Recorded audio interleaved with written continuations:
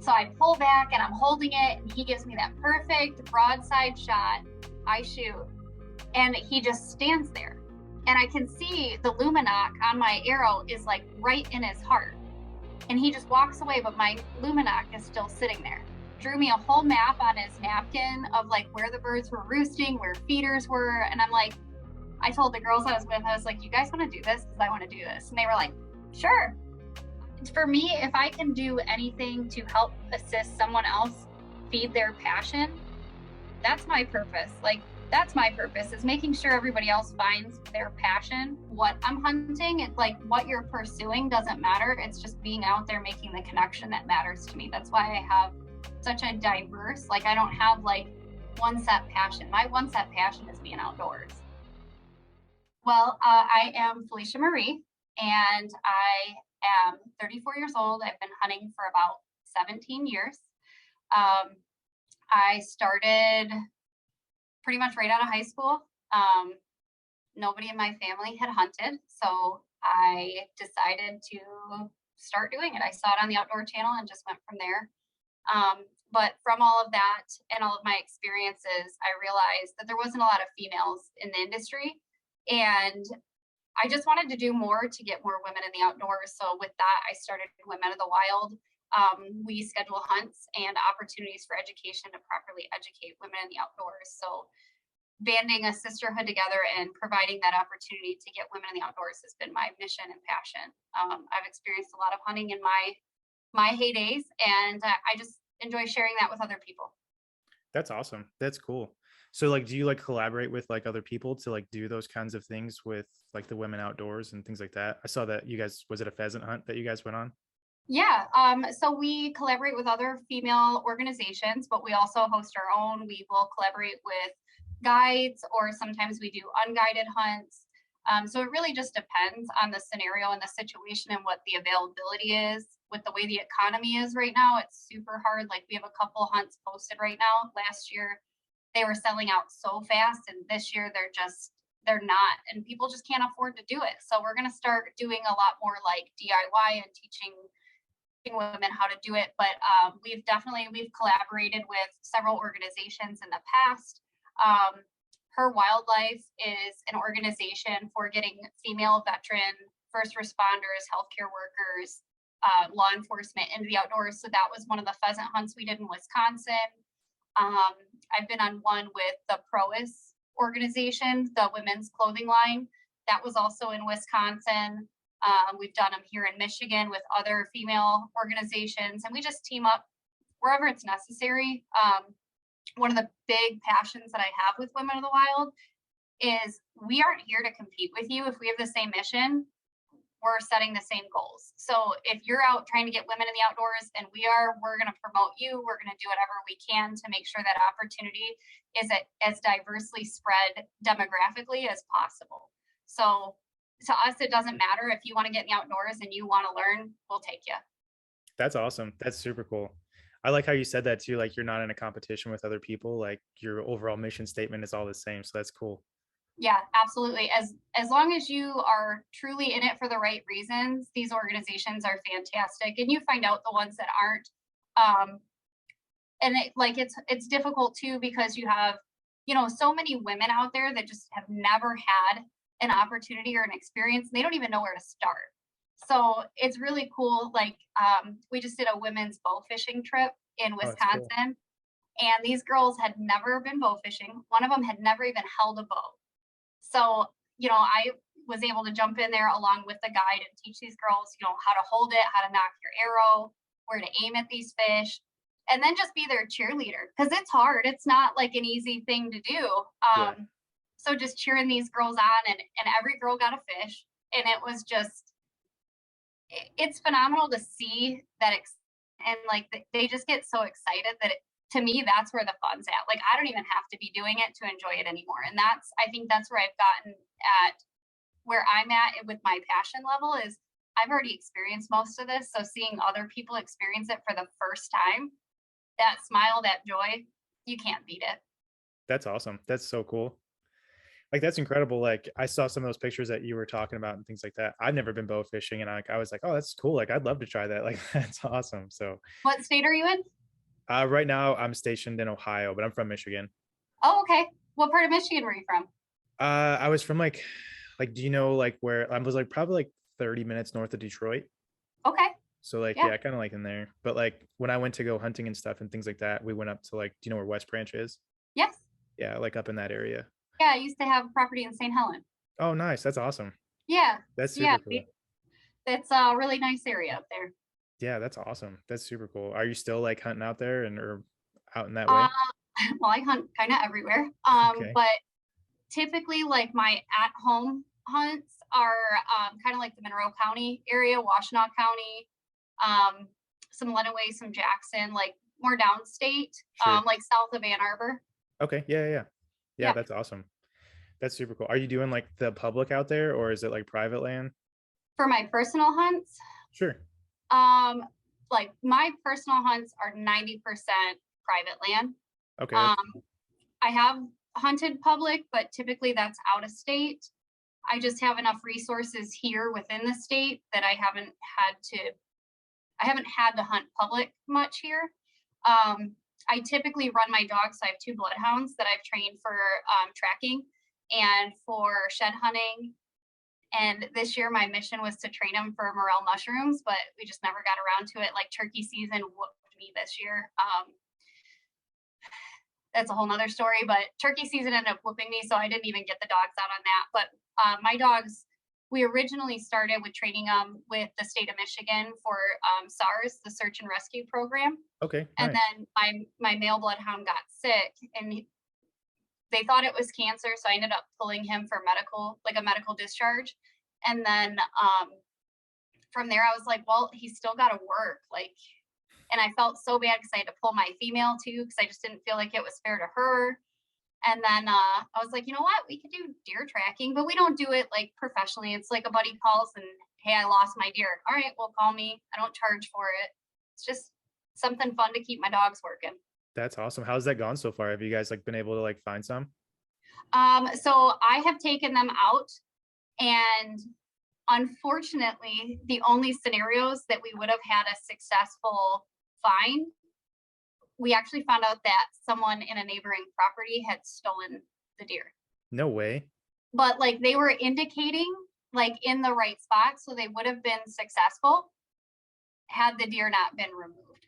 Oh So my I gosh. mean, we've been hit with some pretty hard things with the dogs, but they've had like success in training with the Michigan program of finding. We did luckily we never had to go out like on an actual call. But in training, like they were 90% success rate in finding youth hidden in the woods and things like that. That's incredible. That's Yeah. awesome. Yeah, they're great dogs. Yeah, that's awesome. I kind of want to backtrack just a little bit. You said that Sure. you got into hunting from the outdoor channel. Yes. Gosh, I was probably 17, maybe 17, 16. I don't know. I was pretty young. And I remember it was on a Sunday. I'll never forget this. My dad was watching Bill dance, right? Yeah. Fishing, and he got up out of the living room, but the outdoor channel was still on. And the next episode was actually an interview with Fred Bear. Oh And wow. I was like, man, I want to do that. And he's like, really? Because I come from no brothers. I have two sisters. Like my grandpa and my uncle hunted, but nobody really in our family hunted. And it was like taboo for women to hunt back then. So like it was like, are you sure you want to do that? I'm like, yeah. So went to good old Gander Mountain, got a bow, and I started like practicing with it and playing with it, but I was still at a young enough age that like I was trying to find who I was, what I was about. And I don't know, just the outdoors is always like I've been fishing since I was old enough to hold a pole. So the outdoors has always just been in my blood. It's always been a passion. And I just kept up with it. And then by the time I was like 18 was when it like really hit me that this is what I want to do. Like, this is what I want to do every single day without putting it down. Like, I don't even care what I'm doing. And for me, it became just almost like integrated into your DNA, right? Like you just, every single day, you just want to be outside. You don't even care what it is that you're doing. So I started with whitetail, and I harvest a doe my very first day out, at like 20 yards in a bean field. Wow. Like, yeah. And it was with a shotgun. And from there I was like hooked, like hooked. And then we started doing, I had friends that I would go with, Okay. all males, and we would do like rabbit and squirrel. And from there, it just kept progressing. Like every single season, I'm like, I want to try something different. Like, I want to do something different. I want to outdo myself from last year. And for a lot of people that know me, my saying is always like, I'm not trying to hang with boys, I'm trying to outdo them. And I don't say that from like a disrespectful standpoint, but like growing up where it was taboo for a female to hunt, you had to prove and earn your spot. Like you had to. So like you had to outdo them and leave them with a story was like, wow, that was really cool. Wait, it was a girl that did that? Especially, you know, me, I'm like 100 pounds. So it was always just like, yeah, you can do that. I can do that too, but I can do it this way. And it just manifested more and more. And the older I got, I just got deeper into it. And it's just been an awesome ride. That's awesome. That's incredible. Yeah. Yeah, that's super cool. Do you remember, like, I know you said you got a bow from Gander Mountain, and like what's your bow setup look like now? Oh gosh, now I have the Hoyt Eclipse. Okay. It is, I got a Q80 drop away on it. I got the Hoyt stabilizer. I have the True Glow 3-pin. Set it right now, it's completely maxed out, so it's at 42.5. Which I'm really tiny frame. I'm pretty comfortable with that, but I do need to bump it up a little bit, but that means I got to buy new limbs. I don't want to do that. But yeah, I have that compound, but I also shoot recurve. So I have the Pro Max. Okay. It's a PSE Pro Max recurve. And then from there, like I've really gotten it within the last like 3 years, like into the primitive traditional style. And that's what I want to start doing a lot of my harvest with, is with more of the traditional recurve. Okay. That's awesome. How are you with that? Because I've tried it a couple times and I'm absolutely terrible. It's honestly, it's muscle memory. And like I have days where I am awful and I have days where I'm spot on. My biggest thing is like, I always have care for the animal. So like until I'm spot on every time, I'm not going to take it out. So like last year I don't have like a bucket list, right? Like my bucket list changes every year because it's too big to put like a list together. So every year, the way that I do it is going into the season, I'll create like a bucket list of what I want to accomplish that season.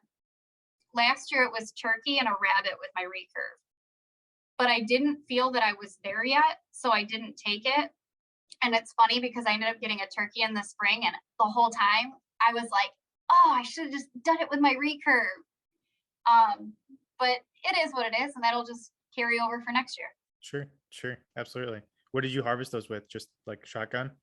I did. I used 20 gauge. Okay. Nice. The Winchester SXP turkey edition.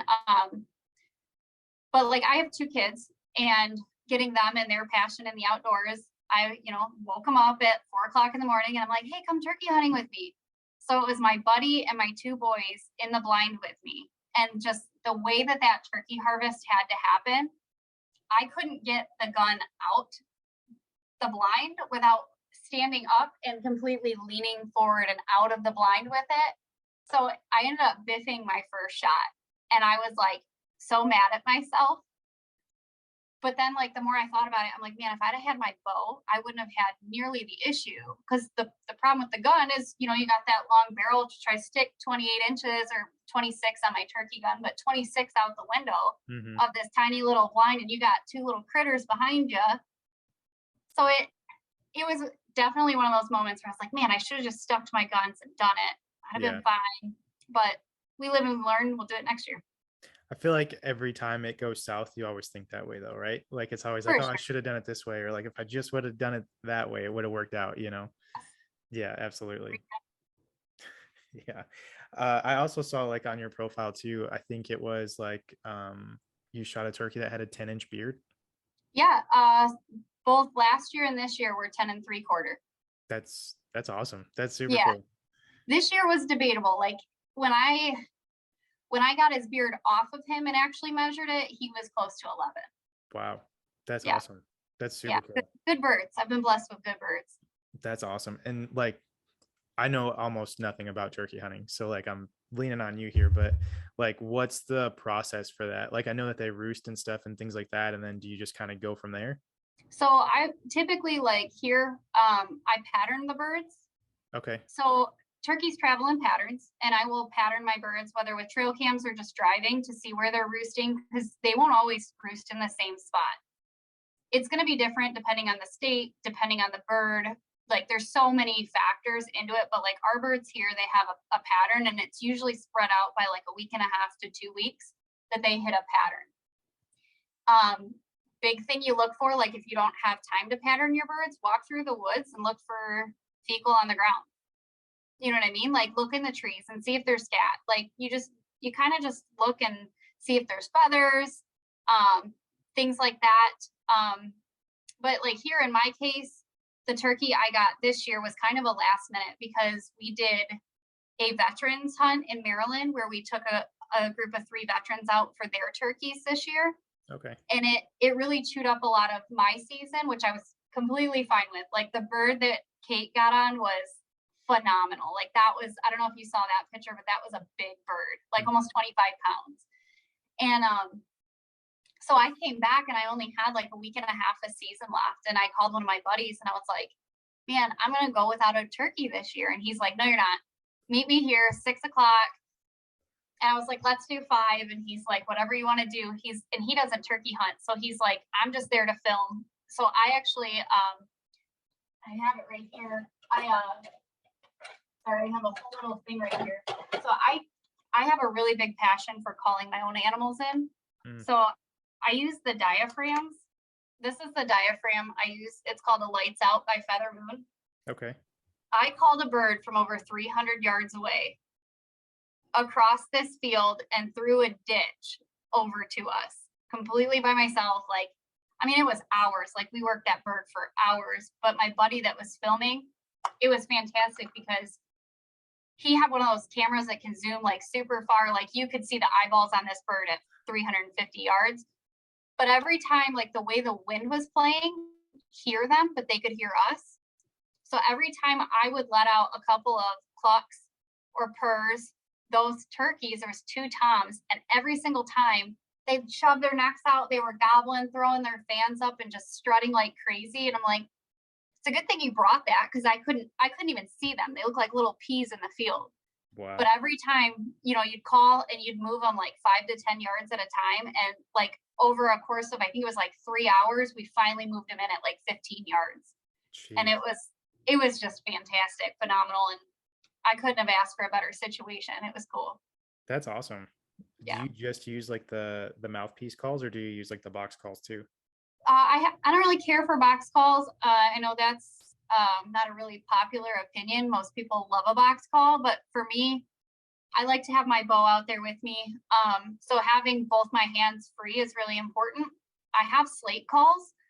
I just feel that a diaphragm for me, and this is all dependent on your calling capabilities.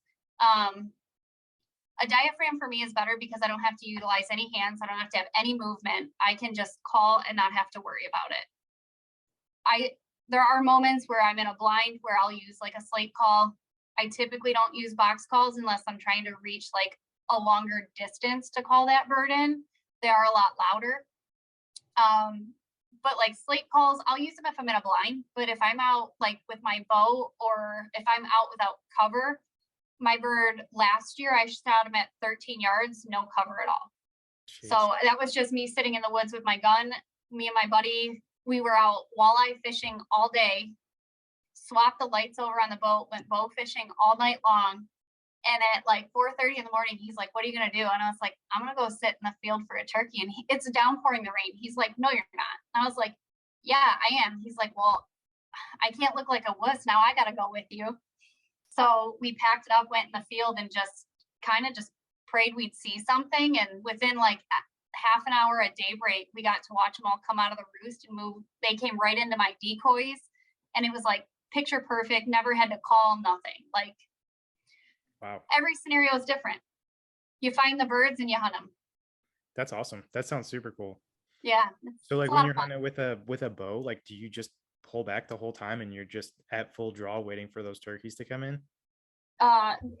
Dependent. Like, obviously with like a recurve, you're going to be instinct shooting. You're not going to like pull it back and hold it for an extended period of time. My compound, like we did, I was on a women's hunt down in Texas in May, and we did, we went down there for Ibex and ram hunt.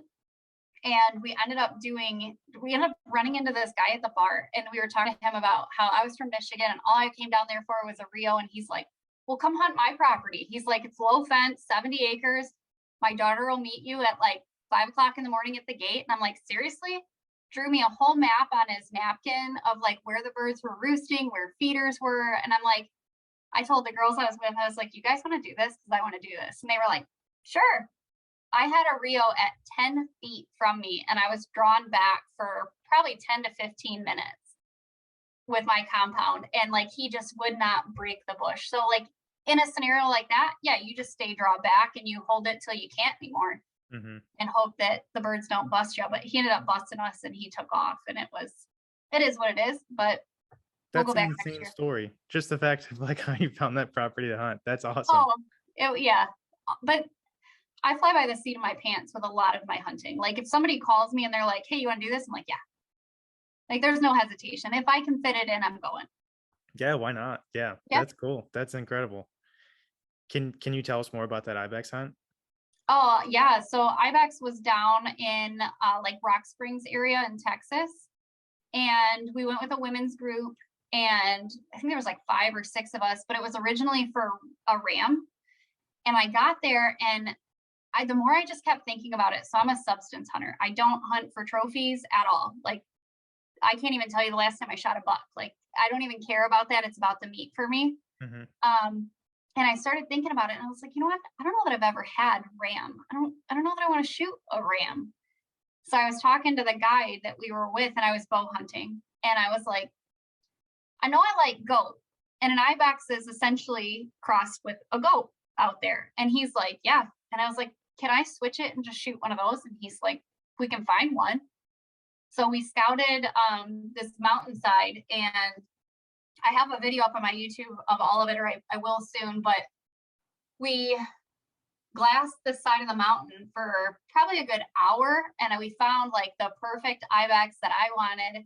We got in there, and this is a perfect example of like not everything plays out how you want it, right?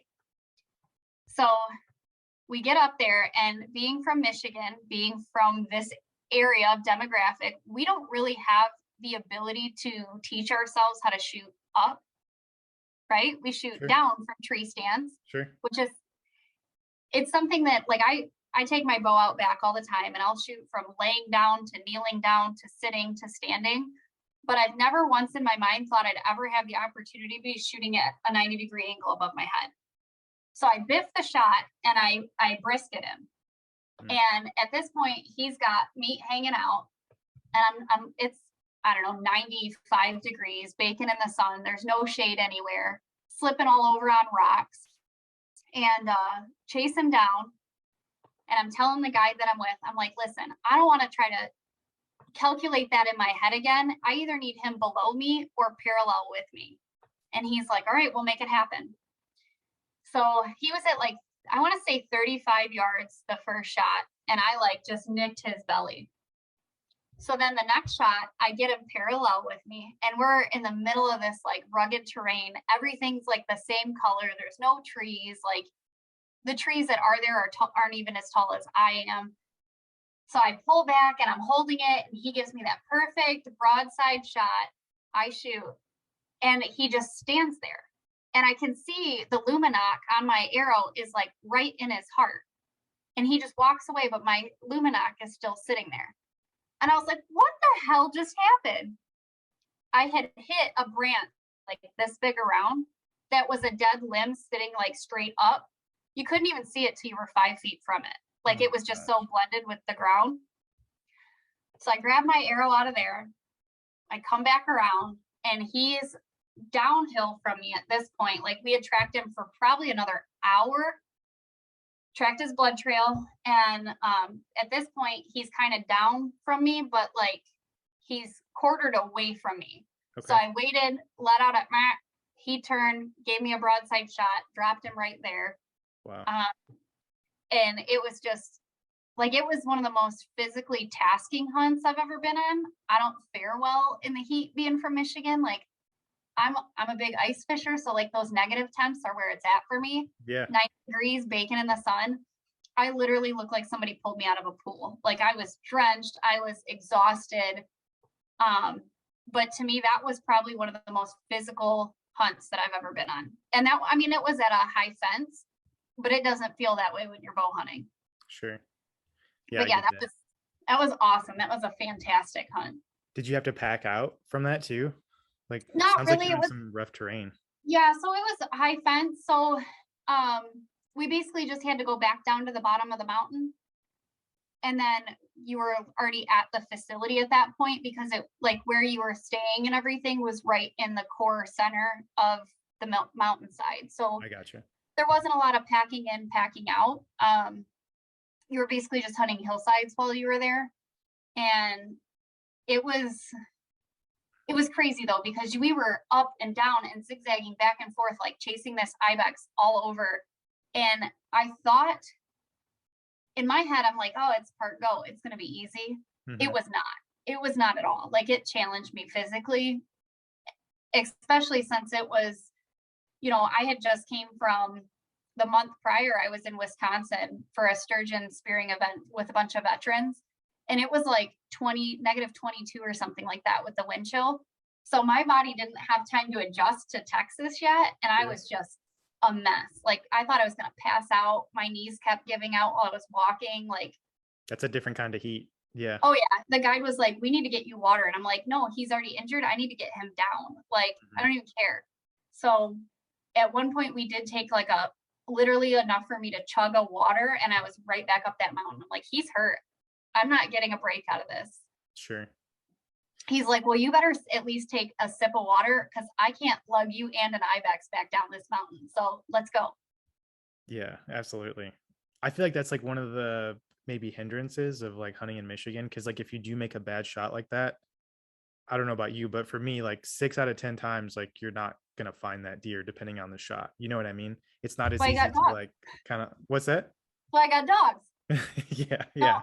No, I agree. We have, in a situation like Texas, it's so open plains that you don't have a lot for them to go hide. Like you're going to be able to trail that deer for a mile before you're going to run into thickets and brush that you're not going to be able to recover that deer. Where here, you're 10 feet from thickets and everything, Sure. But even just the style of hunting, like tree stand versus a walk up hunt, it's a completely different world. Like you can't even compare whitetail in a tree stand to hiking mountainsides for elk and ibex, and you know what I mean. Like it's not even the same element, so you can't compare them. Sure. But it's definitely an eye-opener to what you're physically capable of and how you need to physically train before you go into those type of hunts. Yeah, absolutely.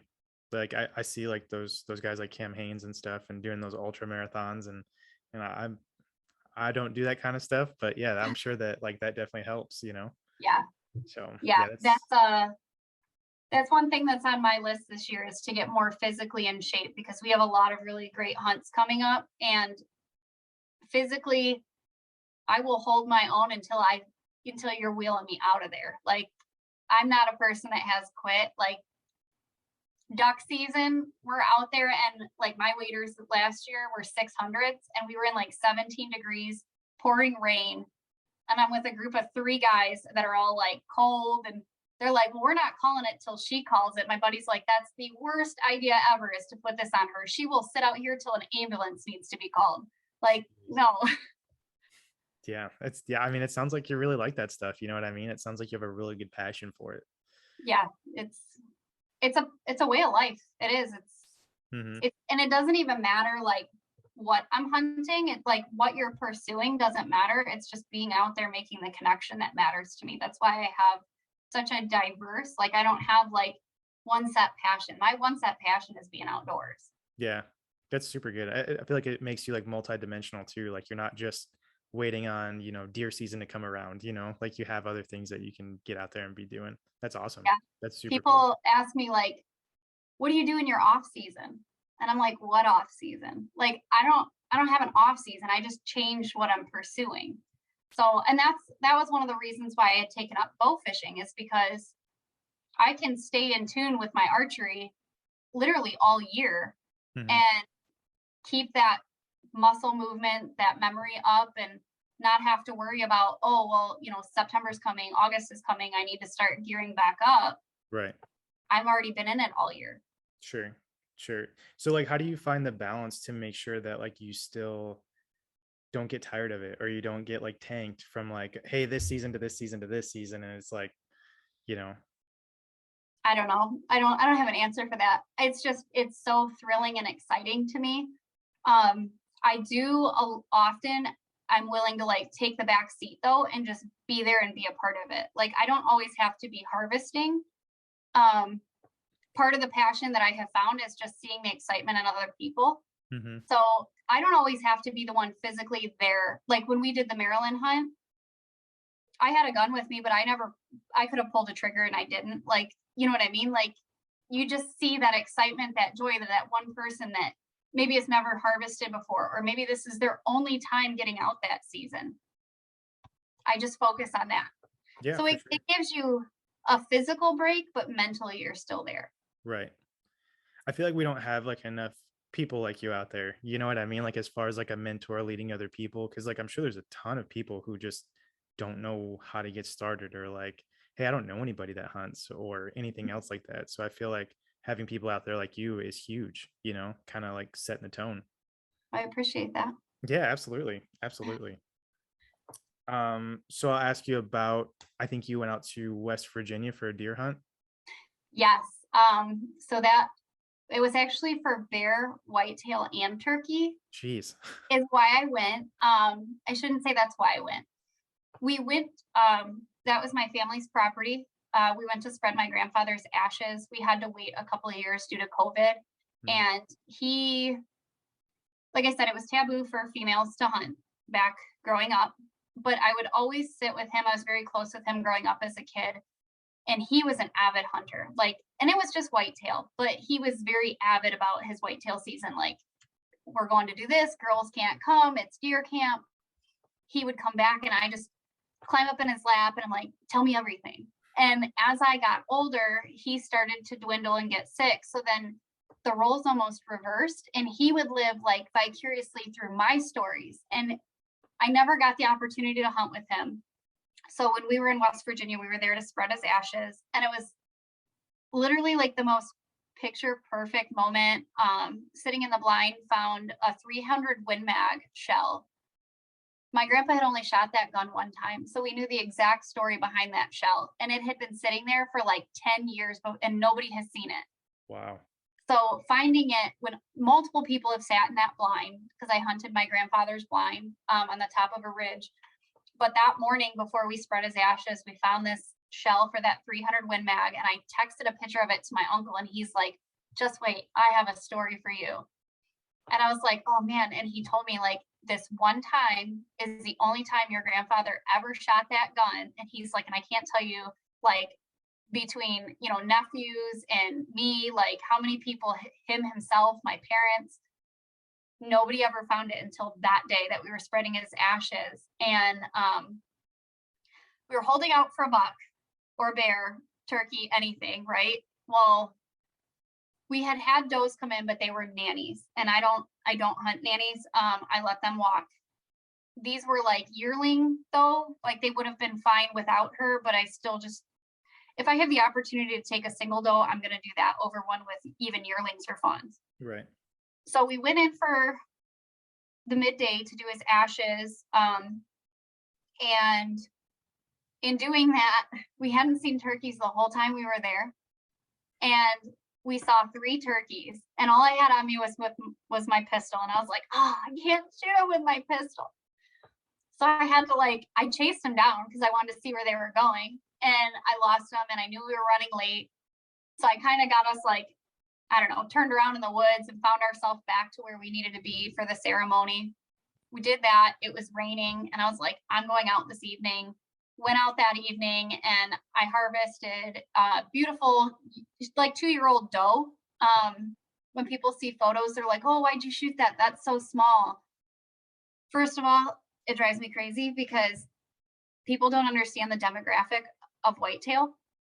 Our whitetails up here are eating corn and soybeans, and they're getting nice and fat and have nice big fat sat, you know what I mean? Like they're getting nice and plump for winter. Down there, they're eating acorns, blueberries. They're up and down mountains all day long, so they don't have any fat to them. So I don't know if you saw the pictures, but the doe I shot in West Virginia and the doe I shot here in Michigan were actually the same age. And there was almost 100-pound difference between the 2 of them. Jeez. But I was still super proud of it. It was super exciting to me because I got to take that animal out of my grandfather's blind with that whole story backing it.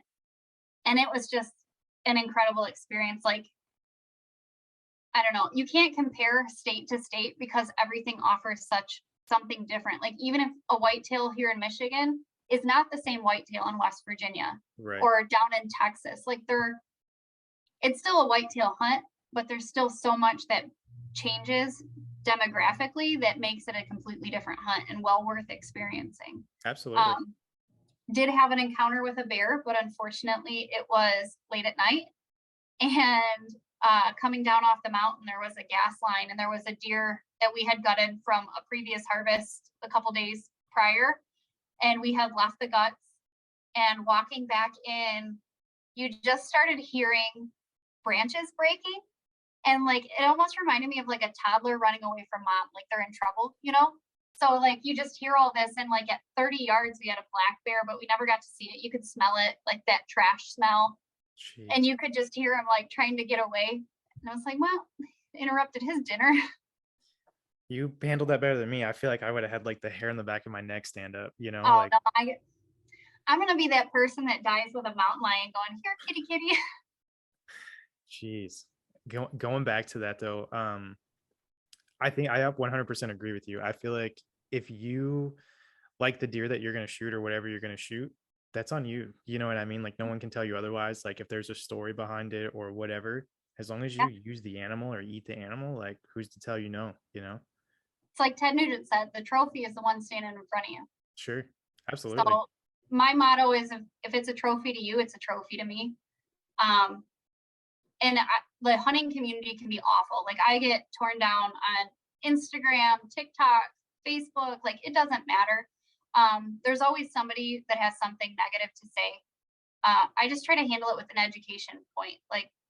I had somebody come at me with telling me that I shouldn't shoot squirrels because they're cute little fluffy animals. And well, they're no different than any other type of population management. It still needs to be managed. And well, do you eat them? Yeah, I eat them. Squirrel dumplings is the number 1 favorite in my household. My kids, if I say I'm making squirrel dumplings, they are beside themselves, so excited, all about it.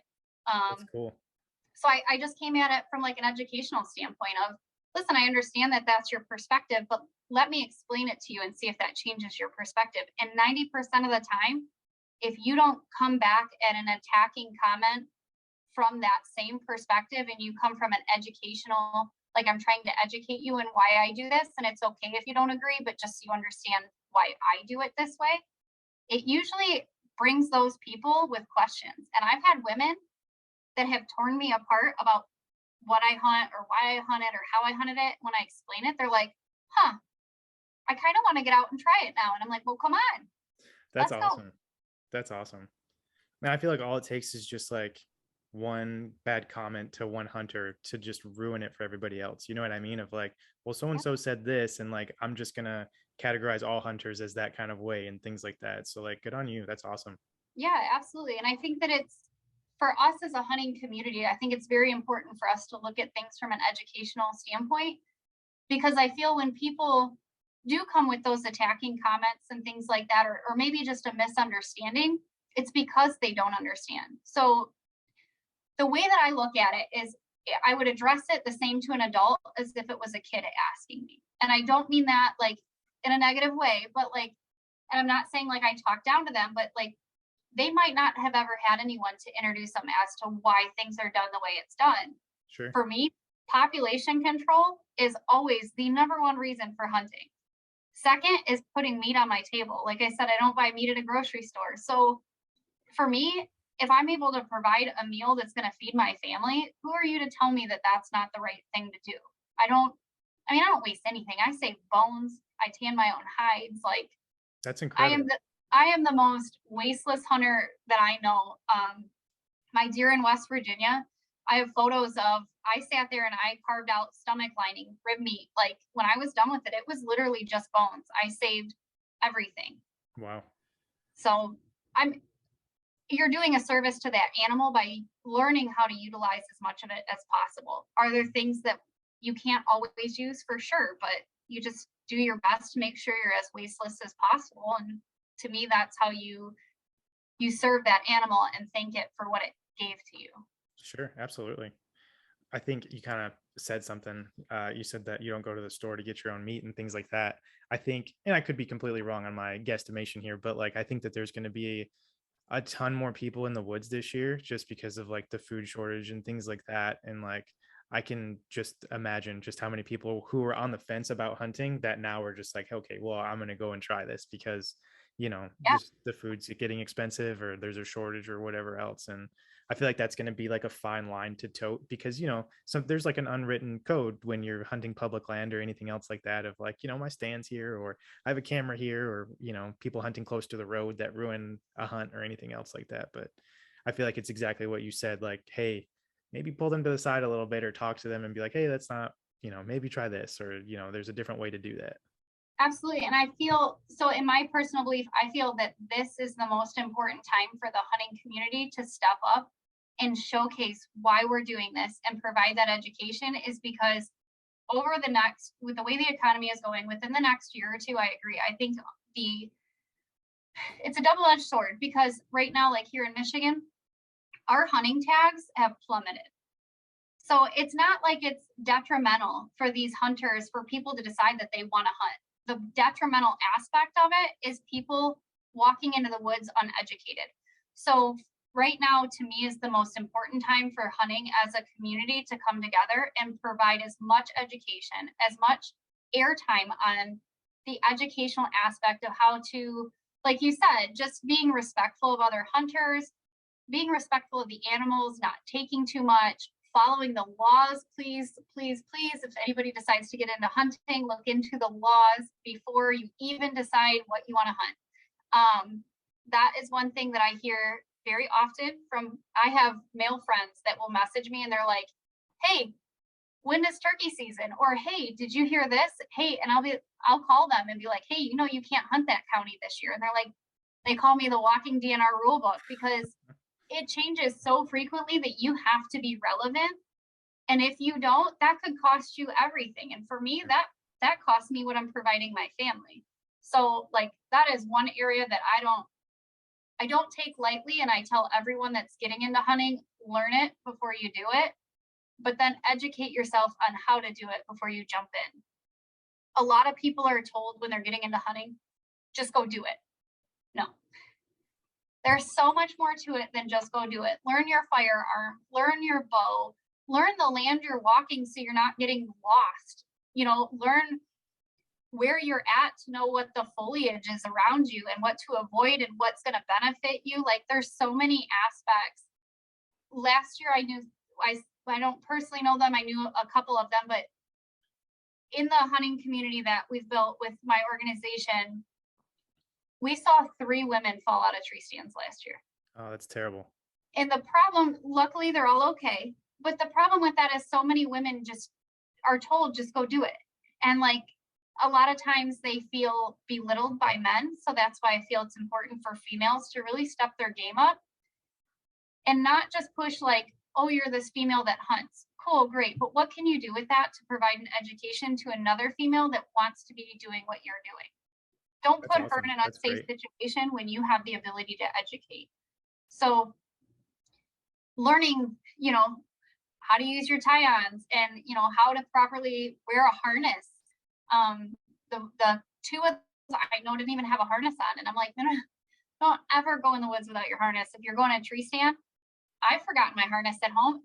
I sit at the base of my tree stand if that happens. Mm-hmm. Like life happens, but you just, when it throws you a curveball, swing back with something different, Sure. Sure. This year I ran into a scenario where my 12-year-old wanted to get into whitetail hunting. And for me, it's a maturity thing. People have asked me why not sooner? He wasn't mature enough. Like my 8-year-old, let's go. He's that boy, like put me outdoors. But my oldest had a maturity level to reach before I felt comfortable. So this year I took him, I got him in the tree stand, and like half an hour into sitting in this tree stand, he's in tears. And I'm like, what's the matter? And he's like, I don't like the heights. And I'm like, okay, no big deal. Lower my gun down, strap our backpacks, lower our backpacks down. I get him out of it. And he's like, I didn't mean to ruin your hunt. You didn't ruin anything. We're going to go sit over there in that drainage tile, and we're just going to make ourselves a little bunker and hang out. I knew we wouldn't see anything the rest of the night, but showing him that that's not the only way that we have to do it. Right. Is that whole point of education. Like if you don't feel comfortable, it's okay. Just find a new way. Find what makes you comfortable. Yeah. And you showing him that it didn't ruin the hunt from his perspective probably kept him in the woods. You know what I mean? For, hey, let's go the next time, Yeah. Like, I mess with them. Like if they're real chatty or they're open a wrapper, and I'm like, you're going to ruin it.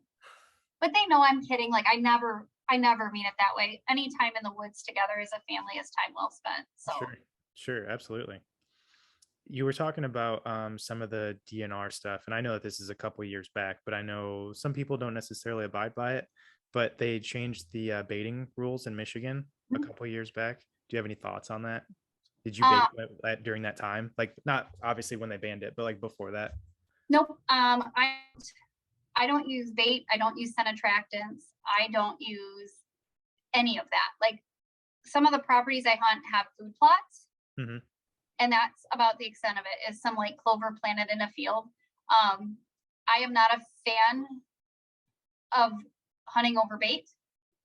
I enjoy the challenge and the aspect behind it. So I know I had seen some of your videos prior with interviews, and one of the questions you've asked before is if people use like a scent deterrent. Mm-hmm. I do not. It is 100% challenge. I have my own tips and tricks that I use to not have to buy all the expensive scent locks and, you know what I mean? Like all these scent deterrents. Yeah. I have my own method to the madness that I utilize. But like anything that's a scent lure, scent attractant,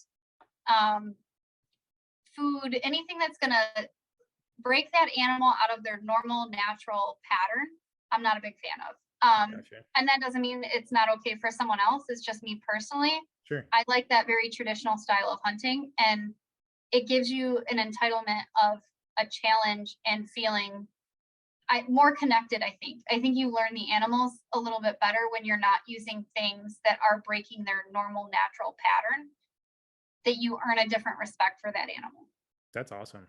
If you don't, So, I don't want to twist your arm here, but like if you want to share what those things are for as far as like the scent stuff goes, I'm all ears. Oh, yeah, it's not no secret. If anybody asks, I tell them. So I know a lot of people say like, don't wash your hair, don't wear deodorant.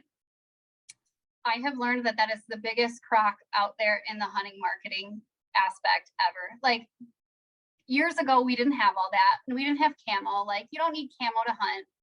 There's many times I go in the woods in plaid. Like you don't have to. But for scent deterrents, I wash my hair and my body all year round with something that is natural scented. So like apple, honey, almond. The other thing people need to realize when they're using these scent deterrents, if you're using Axe body wash 2 weeks ago, that's all still in your pores. So you have to change it months before hunting season for it to actually even matter. The scent on you isn't so much what matters. It's the scent that you're secreting as you sweat. So the only thing that I use as a scent deterrent is like a non-scented deodorant. Other than that, I'll use like the women's that's like honey scented, almond, lavender, anything that's a natural scent to those animals. It's not going to deter them. And sometimes, me personally, what I have found is that the bucks seem to be very intrigued when they smell those sweet smells. I've noticed they're more attracted to find out what that is.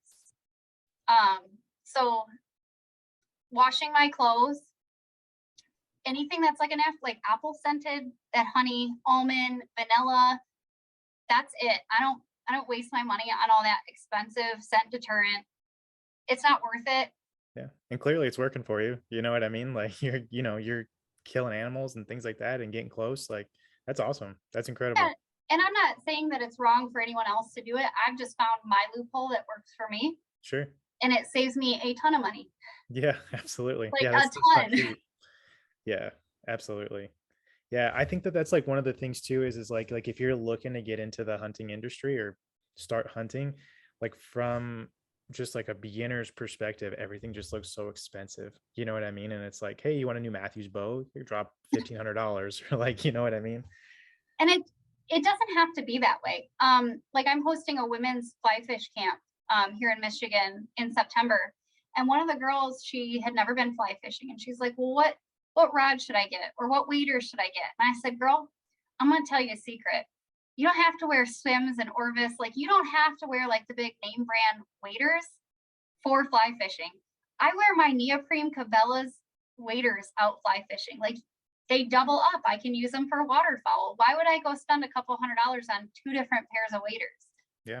Buy hip boots. If like I'm fully committed, if I'm fly fishing, half the time I'm in over my waist. So I personally like a good bib set, but you could buy hip boots. Like you don't have to do it that way. You can buy hip boots for $30. You don't have to spend $300-400 on a pair of waders. Sure. And then look at it like for anybody that's just getting into it, you don't know your passion yet. So buy things that are more usable in other areas. So like I said, with waders, with fishing, you can reuse them for duck hunting. You can reuse them, we frog gigging, we do that too. So you can wear your waders for that. Like you don't have to be so one-dimensional in everything you buy. Essentially, it's an investment. So say you buy those Cabela's waders, right? And you just have like those off-brand waders. You try it out for a couple of years. If you really like it and you choose you like fly fishing more than duck hunting, go buy a pair of fly fishing waders. Yeah. Like invest in it, but be smart about your investment. Sure. Absolutely.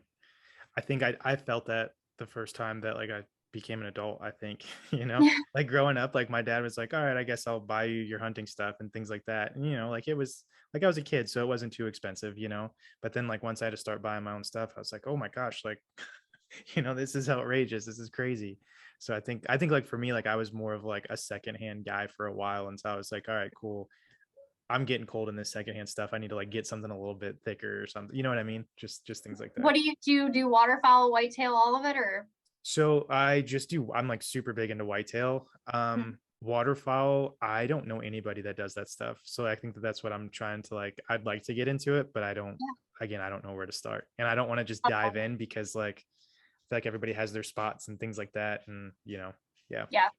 It can be a hard one to find your niche. Like I begged for years to go before my buddies were like, all right, we got a seat open. Yeah. Because it's not like you can't do it on your own. It's just a whole hell of a lot harder. Sure. Yeah, so absolutely.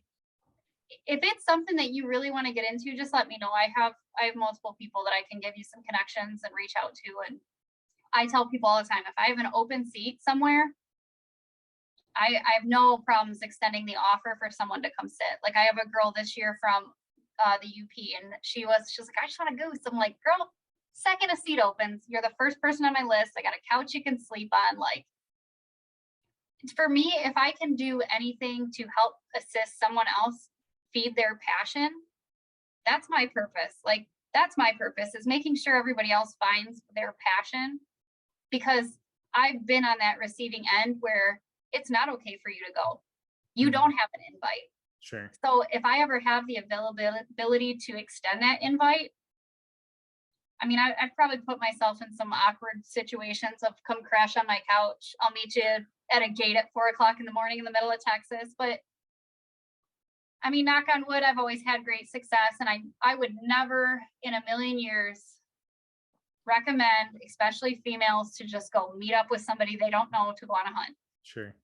But when it's a group like our Texas hunt, it was a group of girls, all very well trained females, had firearms, had our bows. Like we know what we're doing, experienced in the field, but experienced, tactically as well. Right. That I felt confident.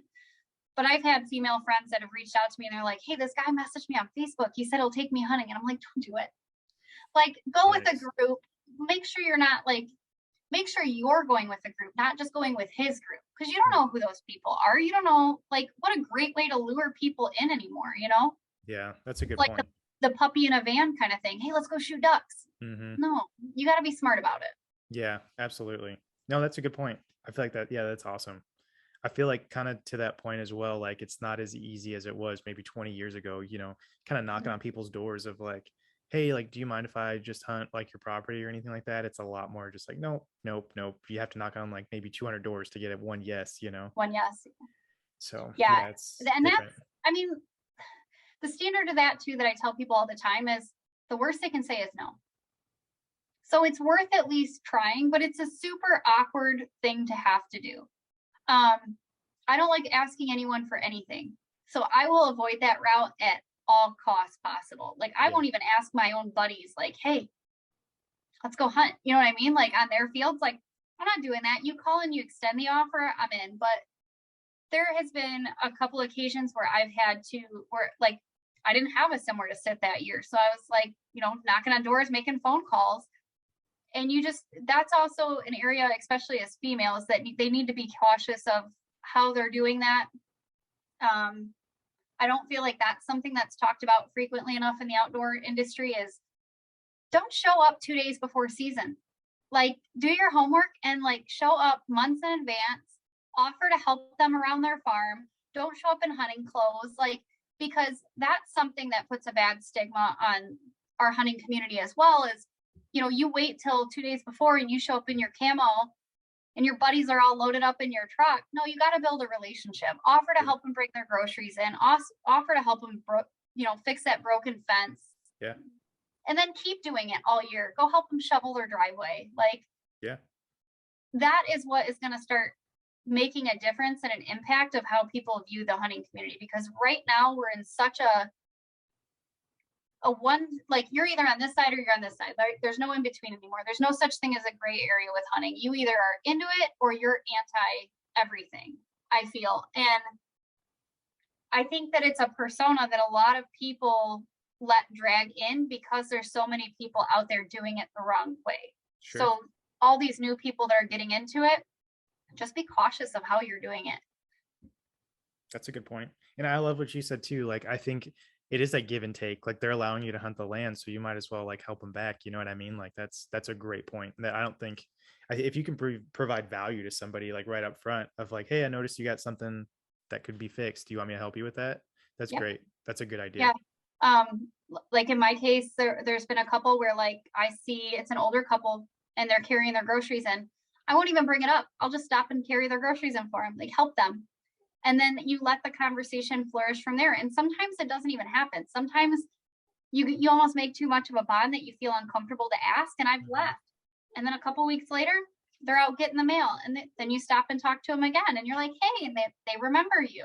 Sure. You can build up to it too. You don't have to come in like blazing, I want to hunt your field. Like build a friendship and a kinship with those people first. Like that's really important to me. And it might be why I have a lot more success is because I look at it from that perspective. Or if you're goose hunting, let me offer you a few of those goose breasts. Let me offer you the back straps off my venison. You know what I mean? Like, like you said, that give and take, it really is important. And it's going to keep the persona of that faith that there's still good humanity out there within the hunting community. And we're not just out there to shoot up fields. Yeah, absolutely. And I lived in Illinois for a while, and like I couldn't tell you how many times I knocked on a door and someone was like, well, we would, but we had so and so here a couple years ago and they just really they didn't do great, you know, and it was like, oh man, well, I'm not that guy, you know what I mean? Like, Right. and you just, it's already ruined at that point, you know? Yeah, you're just pleading your case. Yeah, it's, yeah, it Yeah. wasn't great. So, But like I bring a trash bag with me. I keep a trash bag in my pocket or in my truck. I'll clean up trash when I see it in the fields. Like my whole thing is leave it better than you found it. sure, sure. So if more people in our community started acting that way, it's just hard because I feel like the people that are already conscious of that, they already know all this. And the people that are being ignorant to the idea of doing this, they're not going to listen anyway. So you're kind of in that really hard, awkward spot that all you can do is educate the youth and the people newly getting into it to do it properly. That's true. That's great. Yeah, that's a good idea. Yeah. I'll leave you with this last question. You said that you Okay. were going to Africa Yes, soon. in August. What do you got planned for that? So I won the hunt through Girls with Guns, Raise 'em Outdoors, and Vortex Optics. Okay, nice. And it was like I shared it out on social media thinking like, hey, I'm going to share this out with this group of girls, hoping that somebody I know, nobody you ever know wins this stuff, right? So I'm like, hopefully somebody we know wins this and it's not just, this rig contest. Well, then I got a phone call that it was me. And I broke down in tears. I was so excited, but like nervous. And I fought myself on it because I was like, should I donate it back? Like, that whole thing has never been my thing. Like I said, I'm not a trophy hunter. So the idea of taking these animals, I can't bring that meat home. Like I'm going to hang it on my wall and I'm going to have a memory, whatever.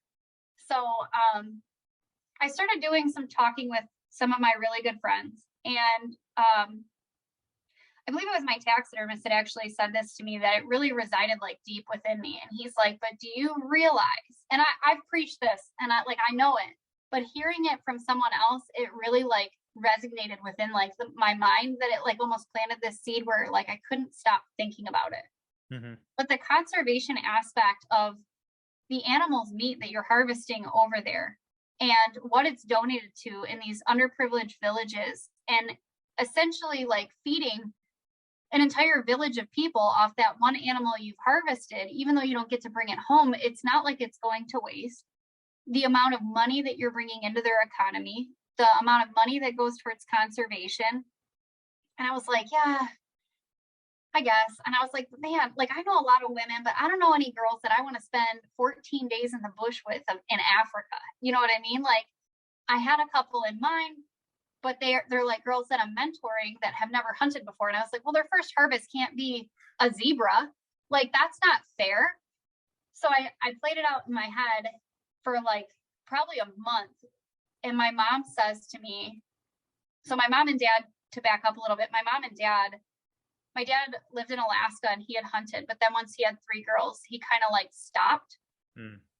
So within the past, I want to say 5 to 7 years, I've got him out in the field. Like nice. He didn't do it. And then I was like, I started getting more involved. He started going. And then 2 years ago, my mom actually harvested her first whitetail in West Virginia, and she's got one every year. So that's awesome. So I got for Christmas, my dad got her a new 20, completely off topic, got her a new 28 gauge. And I got the 2 of them, pheasant and a walk-up pheasant hunt for us to do, the 3 of us.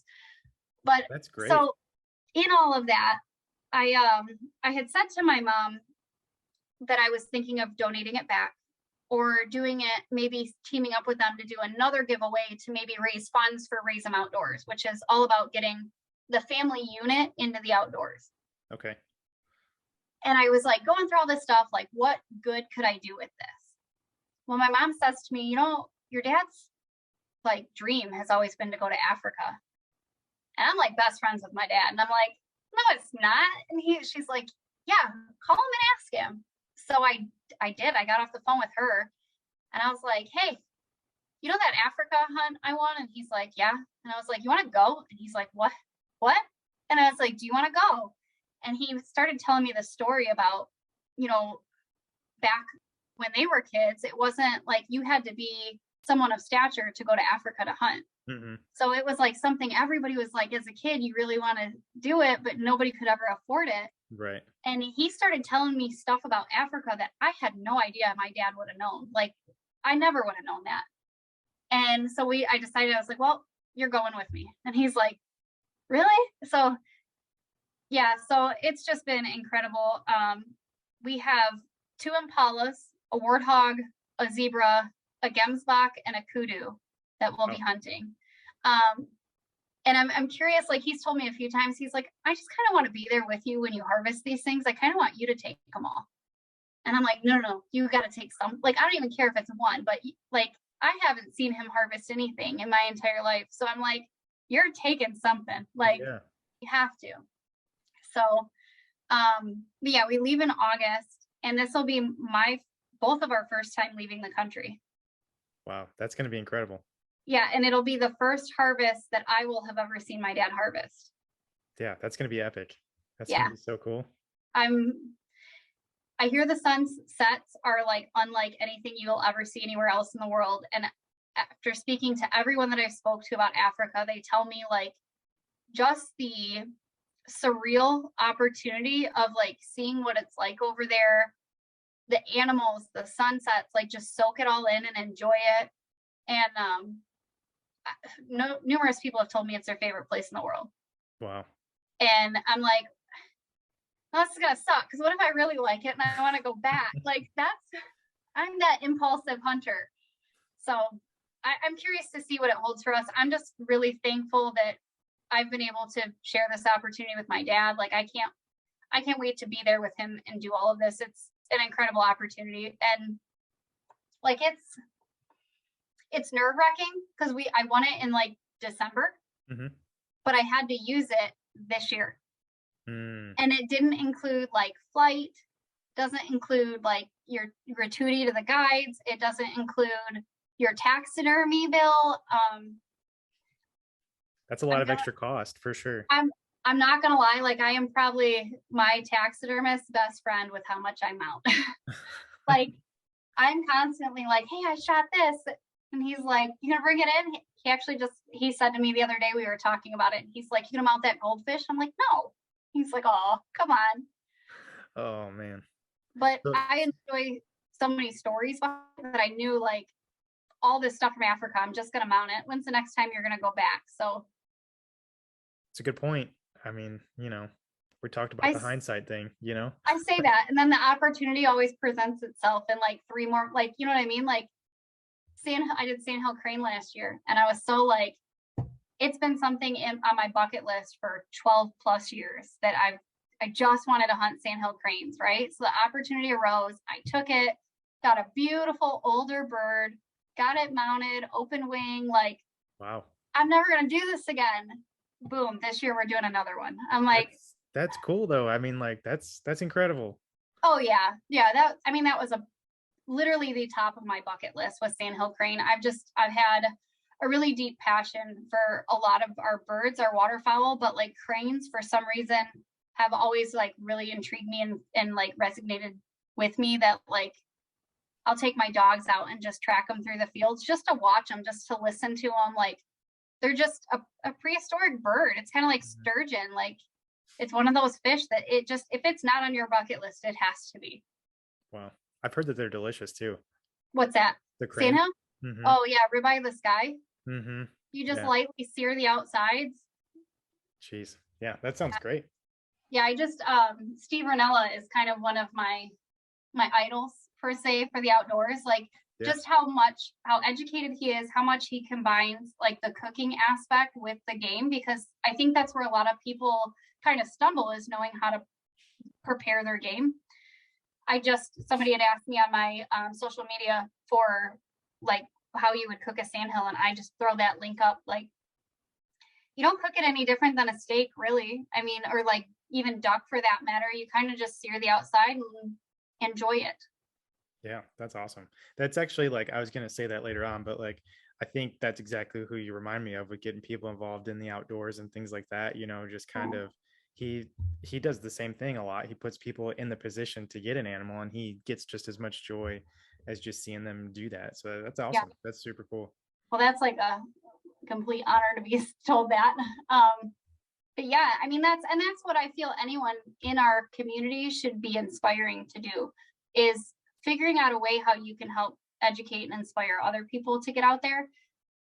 And as long as we're posting it on social media, on YouTube, it's going to keep inspiring others. But Sure. bringing the educational aspect, so people aren't just willy-nilly running around in the woods, and they can learn how to be respectful, responsible, and safe. That's all you can do. I mean, that's really what everyone should be doing. Mm-hmm. And for me, it's making sure that you're doing the right thing even when no one is looking 100% of the time. Like there's no room for error in that. And just being better than who you were yesterday every single day, even when it comes to hunting, always keeping yourself at a challenge, but safe. And that's what any of us should be doing. Yeah, that's awesome. That's super good. Yeah, I definitely agree with that 100%. And I think it's hard to hold people accountable because you don't want to come across as like, well, I'm the great hunter and you should listen to me and things like that, you know. And there's a lot of tactfulness that you have to put with it to be like, hey, you know, maybe optics on this isn't all that great, you know, or Yeah, things like that. But well, and I tell people all the time, like the whole jack of all trades, master of none, the whole spectrum to that is I may not be a pro, but it's worked well for me, and this is how it's worked well for me. You don't have to come at it like, I never come at it from a perspective, because I am not a professional. I'm not like by any means trying to tell someone that their way is wrong. But if I see someone is doing something in a manner that is definitely not right, I'll say, hey, maybe try this. Or, you know, I know somebody else that does it this way. sure. See if one of those work better for you. And it's sometimes it's hard to have a difficult conversation when you see someone you went to high school that's doing things the wrong way. Like sometimes all you can do is avoid it. Yeah, that's a good point. Yeah, absolutely. I think I was out there scouting public land maybe 2 weeks ago, and you know those little pull-offs that like you can park your truck at and things like that. I was there and like I saw something in the bushes. Somebody unloaded like a whole bunch of shingles and just like put them right there. And I called the game officer and I was like, hey, look, like just letting you know that this is going on. And he told me, he's like, basically we can't keep up with it because people are dumping so much crap like out into the federal public lands. Like he's like, we can't keep up with it. Like we're trying, but it just seems like we pick up one and there's three more that are there. And I was like, Yeah. that's a shame that like people are doing that. That's crazy. No, but a way to turn that around is, and social media is like the best platform for it. Jump on there and say, hey guys, in your community, and say, hey, this is happening. Let's do like a cleanup day once a month. You know what I mean? Like on a Sure. Sunday or a Saturday, and just get your community kids, like get them out there and help them clean it. Like somebody's got to clean it up. Otherwise it's going to sit there and keep piling and people are going to think it's okay. And it's frustrating because you're going to clean it up and you're going to drive by in 2 more weeks and there's going to be a couch. You know what I mean? Yeah. But if the community, and they don't even have to be hunters to want to keep our earth clean. Like it's everybody's land. I saw a gentleman on TikTok the other day that he was out fishing and there was a water bottle and he turned around to go get that water bottle, scooped it up in his net, and it's like, you sir, that's the type of person I can support. Like you went out of your way to go clean that up. That's what all of us should be doing. Like you see it, just pick it up. Sure, absolutely. How we keep everything going, and even not just from a hunting standpoint. Mm-hmm. Yeah, just doing the right thing. Absolutely. Yeah. Well, I appreciate this. This was like an incredible conversation. Seems like you're doing a lot of great things like out there and putting people into being all over the place. No, it was awesome. It was incredible. Yeah, absolutely. If you want to drop a plug for like what your social media is and everything else, and how if people are trying to get into, you know, the outdoors, maybe how they can find you. Yeah, absolutely. So my social media is Felicia Marie. There's actually 2 pages, both under Felicia Marie. And then I have Felicia Marie Wild Endeavors through Instagram, Felicia Marie Wild Endeavors through TikTok, but also Women of the Wild, www.womenofthewild.net. So if there's any females, youth, veterans that want to get in the outdoors, really anybody, if you have a want and a desire, we have a way to connect you with someone somewhere, and you don't have to feel limited in your demographic to reach out to us all over the place. So really think it's important to do that. You can also email us at womenofthewildoutdoors@gmail.com if you ever have questions as well. But more than happy to help with anyone that's willing to get in the outdoors. That's awesome. Yeah, that's great. Thank you. Yeah. Thank you for having me, though. Absolutely fantastic to help spread the word of education and awareness. Yeah, absolutely. Thank you so much.